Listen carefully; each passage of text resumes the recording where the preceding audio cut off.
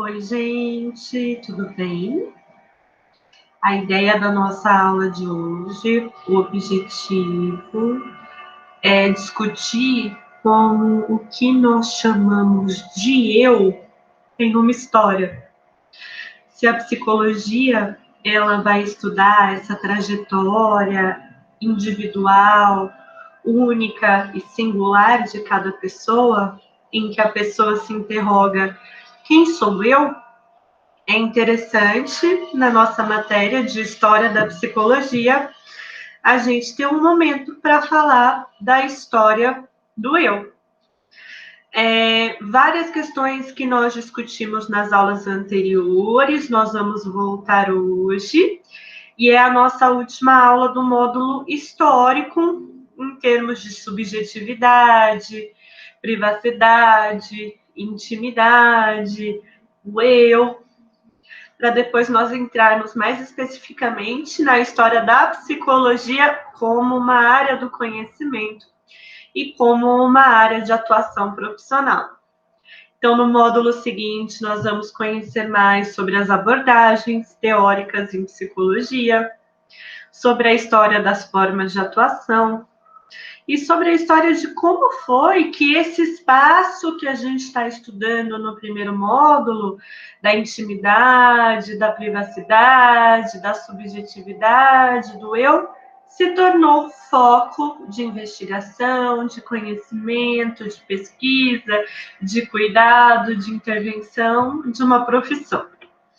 Certo? Então, vamos hoje para a nossa aula, que é a aula sobre a história do eu, na nossa matéria de História da Psicologia. E hoje eu vou me basear em 3 livros. 2 deles eu já mencionei nas aulas anteriores, mas a ideia é que quem se interessar mais por essas questões pode procurar esses livros que estão disponibilizados lá no AVA. Nossa leitura principal da matéria, como nós já comentamos, chama Psicologia, uma nova introdução. E estes livros são leituras complementares, recomendadas, caso vocês tenham interesse de saber mais. O primeiro deles é A Construção do Eu na Modernidade, da Renascença ao século XIX, e o autor é o Pedro Luiz Ribeiro de Sante. O segundo é A Invenção do Psicológico, 4 séculos de subjetivação, de 1500 a 1900, do Luiz Cláudio Figueiredo. O Pedro Luiz Ribeiro de Sante e o Luiz Cláudio Figueiredo são os autores do nosso livro principal, que é o Psicologia, uma nova introdução.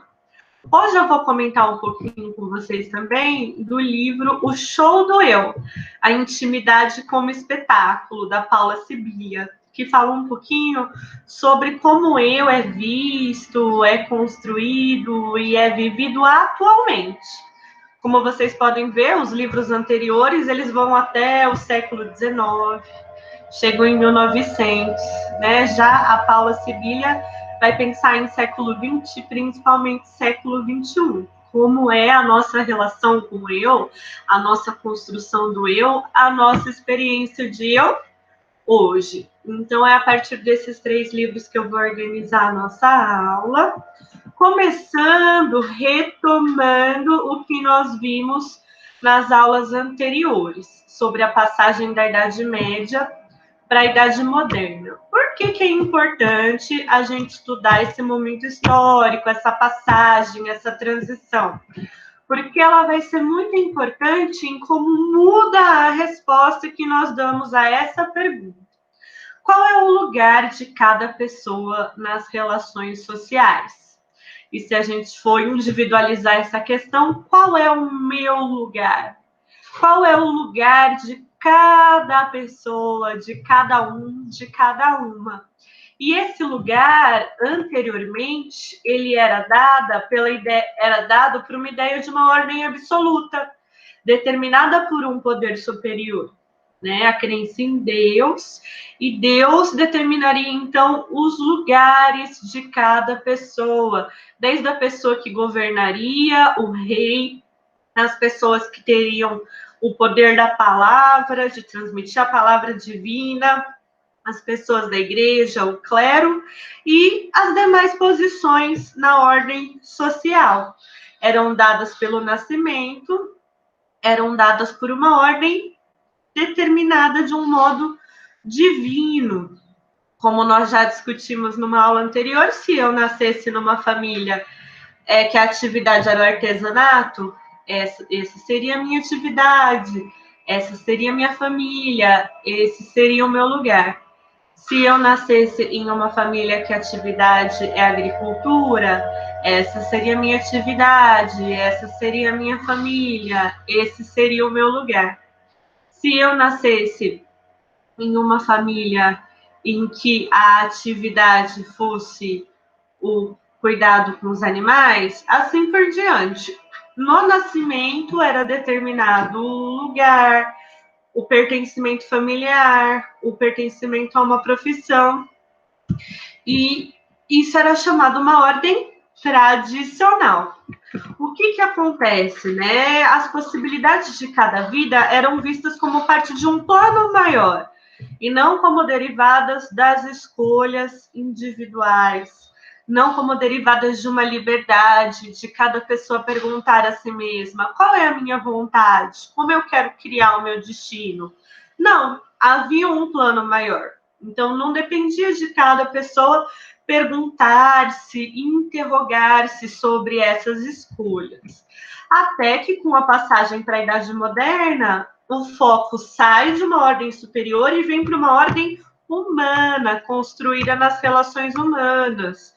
Uma ordem baseada principalmente em leis e direitos, né? E isso permanece em como nós nos organizamos hoje. Pensar o lugar das pessoas nas relações sociais é pensar em direitos. Né? Hoje nós sabemos desse direito à liberdade, desse direito a condições iguais, a questão da igualdade. Olha como muda de uma ordem tradicional para uma ordem moderna em que a liberdade é mais valorizada e também a individualidade, a privacidade, a valorização da construção de si, do cuidado de si. E como nós falamos nas aulas anteriores, esse movimento histórico, em que é crescente a valorização dos direitos individuais e, assim, da individualidade e da liberdade, é muito importante para que agora exista a nossa profissão. Porque a nossa profissão está muito relacionada com essa valorização de que para fazer escolhas sobre nossas vidas, nós nos interroguemos, né? Quem sou eu? Quais são minhas vontades? Quais são os meus planos? Como eu desejo que seja o meu destino? Como eu desejo construir o meu destino? Então, esse processo histórico em que cresce a valorização da construção de si, do cuidado de si, é um processo histórico que abre condições de possibilidade para o início da psicologia. Né? Então, vamos focar nesse movimento do teocentrismo, que significa que o centro da ordem social é a divindade, Deus como centro da ordem social, para o antropocentrismo, em que o humano se torna o centro. Algumas pessoas poderiam dizer assim, não, Marcela, mas Deus continua muito importante. Deus é o centro para muitas pessoas, sim, mas existe uma nova relação do humano com a fé. Então, no livro A Construção do Eu na Modernidade, o Pedro Luiz Ribeiro de Sante fala sobre essa relação com a fé. Ele diz assim: a fé em Deus não foi abalada, mas agora ele é entendido como um criador que paira por sobre sua obra, que passa a ter vida própria e liberdade. Sua obra, no caso, somos nós humanos. E os humanos, então, nesse movimento do teocentrismo ao antropocentrismo, passam a ser dotados de uma existência em que eles mesmos criarão e farão escolhas, de uma liberdade. Deus está antes do mundo como criador e depois dele como juiz. Essa é a crença de muitas pessoas, né? Existe sim um Deus, existe sim uma ordem superior, mas não é ele que vai determinar cada ação, no sentido de que ele cria um mundo e deixa funcionar por suas próprias leis, como na ideia de livre-arbítrio. Então, os humanos passam a ser vistos como criados por Deus, mas como dotados de liberdade para fazer as escolhas entre o bem e o mal, entre o que é moral e o que é imoral, para a construção da existência humana. Esse movimento de valorização do humano, que também pode ser chamado de humanismo, também é discutido pelo Pedro Luiz Ribeiro de Sante. Ele diz assim: no mundo aberto, sem referências absolutas, surge a ideia de liberdade, mas ao mesmo tempo a de solidão e responsabilidade. Se para eu fazer as escolhas que são importantes para a minha vida, eu preciso olhar para mim mesma e interrogar a mim mesma: quem sou eu? O que eu busco? Como eu gostaria que fosse o meu destino? O que eu posso fazer para construir esse destino? Existe liberdade aí, nessa noção que sou eu quem escolho e construo a minha vida, o meu destino, mas existe também a angústia, porque é algo mais solitário. A responsabilidade é maior, se não tem uma ordem superior que determina como eu farei, a responsabilidade pelas minhas escolhas aumenta e aumenta e aumenta. Então, junto com a liberdade, vem responsabilidade. Pode vir também solidão, angústia. Se cada pessoa já não pode mais contar com uma resposta dada por uma autoridade absoluta, ela deverá buscar ou construir as próprias respostas. Então, olha como é importante a gente conhecer esse percurso histórico, porque para a nossa profissão existir, nós estamos diante de pessoas que buscam construir as próprias respostas, né? A psicologia, ela escuta pessoas que estão em busca de construir as próprias respostas. Este é um dos principais elementos do humanismo. Então, o humanismo fala sobre essa reviravolta em que o humano passa a ser o centro e, ao invés de atender a um lugar social que é dado por uma ordem absoluta e superior, ele passa a pensar sobre si para criar, a partir dessa reflexão sobre si, suas escolhas e seu destino. Essa imagem de Leonardo da Vinci, né, ela ficou conhecida historicamente representando o humano como centro, representando o humanismo, o antropocentrismo. Então, o nome da imagem é As Proporções da Figura Humana, e ela representa que o homem passa gradativamente a ser a medida de todas as coisas.